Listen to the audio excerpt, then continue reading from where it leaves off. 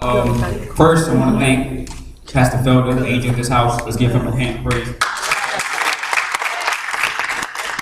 Mr. Judge, and the great men that have gone before me and done such wonderful jobs. Thank you all.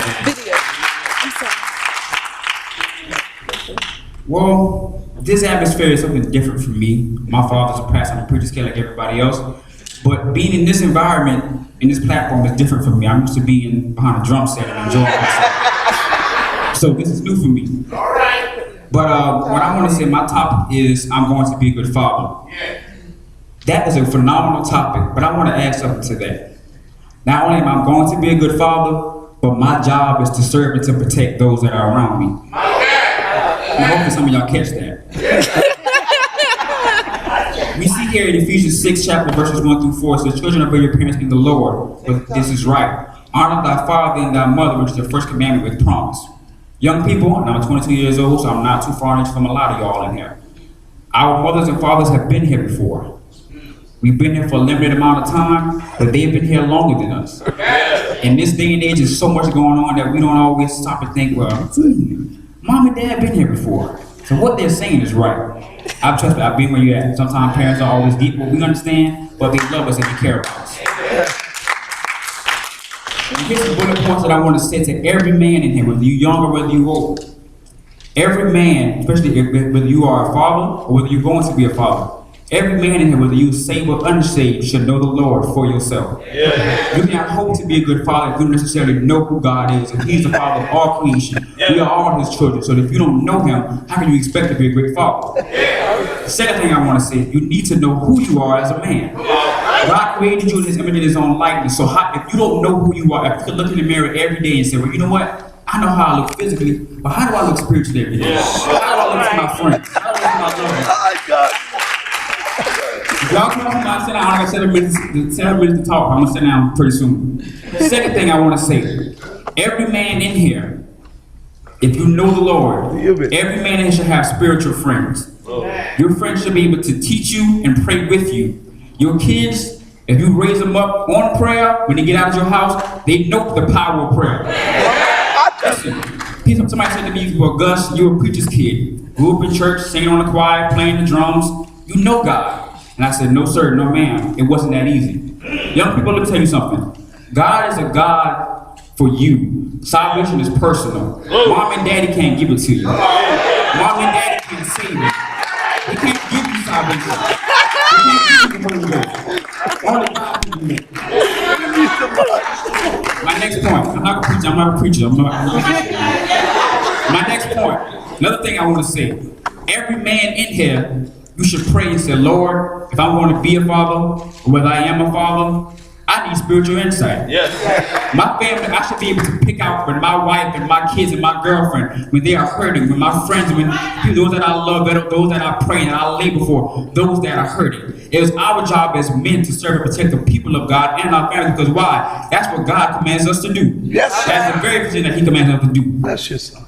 Another thing I want to say, and this I really was torn with this idea, but I said, God, you want to say it. We're living in a day and age, people of God, and particularly every man in here. I want every man in here to hear me, no matter what your title is, no matter what church you're from. We have to begin to stand up as men and pray against the enemy, because the enemy is attacking family at every point.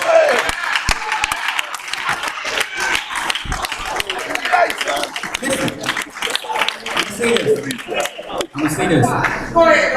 We as people of God have taken so much stuff off the enemy that is horrible. This stigma that we have in our church is saying, well, the preacher's kids are always the worst one, or the kids are. Let me tell you something. The difference between my mom and daddy and your mom and daddy is their title in the church of God, or in the house of God. Listen, salvation is personal. You can't draw young folk who ain't talking about it.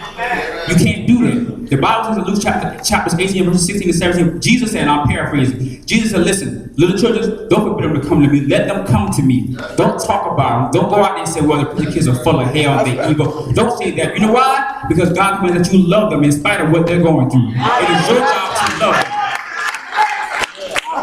Listen, every man in here, from this day forward, I challenge every man in here, you get on your knees at night and say, Lord, I cry out against stereotypes. I cried against young men that are going to jail. I cried against things that are not contrary to what God has called us to do as men. It's time for us to stand up as men and to take a stand as men and say, God, we want our children back. We want our home back. We want our children back. We want back what God gave to us back in biblical days. Yes, sir. Next thing I want to say, and I want to say this and I'm going to sit down and shut up. I'm not going to talk a lot, but I want to say something. Pride. Pride. Listen, ladies, whether you're married, whether you're single, every man has an ego to some extent. That's just the way God created us, the way God made us. First of all, young men, my man right here said something good about fatherhood. He got to express that he was a bad father at a certain point, a certain place in his life. My man, I want to commend you for getting up and telling your testimony. All you guys up here, let's give him a hand. One thing. If you want to have pride, pride yourself on being who God has called you to be. Amen. Don't have foolish pride. Come on. Listen, right. Young men, you need to go for young men as well, because you got some old cats out here playing games as well as the young people. Yeah. I'm going to say this boldly. Every man in here, being able to make a baby don't make you a man, son. Some of y'all didn't catch that. I'm going to say that again. Being able to make a baby don't make you a man. And this goes for you older gentlemen. Now, I'm not saying anybody in here, but if you're an older man in here, you playing games, it's good for you too. Being able to make a baby, sir, don't make you a man. It don't make you a man. The Bible speaks about pride. Yeah. It speaks about pride. And I'm going to share some scriptures with you guys in the book of Proverbs. Proverbs 14, chapter verses 3 says, in the mouth of the foolish is a rod of pride, but the lips of the wise shall preserve them.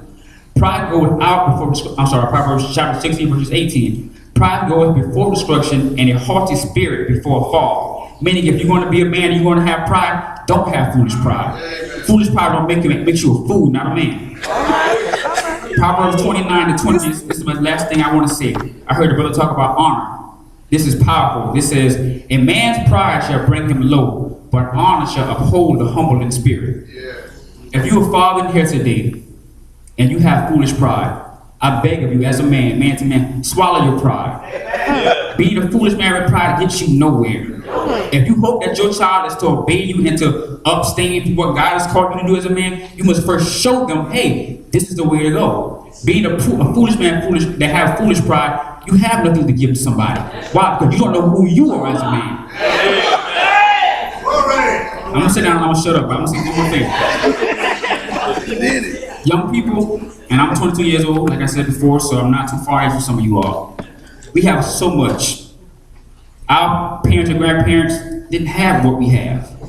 They don't. They didn't have Instagram. They didn't have Twitter. They didn't have Facebook. They don't have social media the way we do now. Don't let what the people say on social media or what you see on TV dictate who you are and who you become in God. Listen. Love and Hip Hop, I know that's a current show that all young people, especially if you're black, you watch it every Monday. But young ladies and young men, Stevie J, but whoever else is on there, Kirk Foster, no matter who they are, don't let reality TV craft your perception of what love is, or what a man or what marriage should be. Don't let that do that. Because you know why? Marriage is holy. Yeah. It is upright, something that God ordained before you came into the world. So guess what? Even if you may not like it, you can't change it. Yeah. And it's up to you to do what is right in the sight of God. So in closing, I want to say to everybody, thank you all for having me. And I pray what I say not only with the older gentlemen, but the young people as well. Because listen, people of God, these young children that are in here, including myself, we are the future. We are the future. God gives us a platform to minister. And we ask that you all, being the older generation, we ask that you love us and show us the way. And when we come to you all about something, we're not doing it to be disobedient or to be rude. So yes, there's some young people out there that are flat out rebellious. But guess what? There's some of us that have a good heart, that we're seeking God. And we want you to show us the way and embrace us. Don't talk about us. Don't down us. Don't ridicule us. Don't go out here and say, well, I enjoyed it, but I don't. Don't do that. Love us. Embrace us. God commands that you do that. And I say to every man in here, in closing, every man, stand up, be a man. Don't be a woman. You know who you are, you know who God called you to be, you be just that. Don't take down, don't become somebody that you're not, because God has called you to be who? You, an individual in Him. God bless.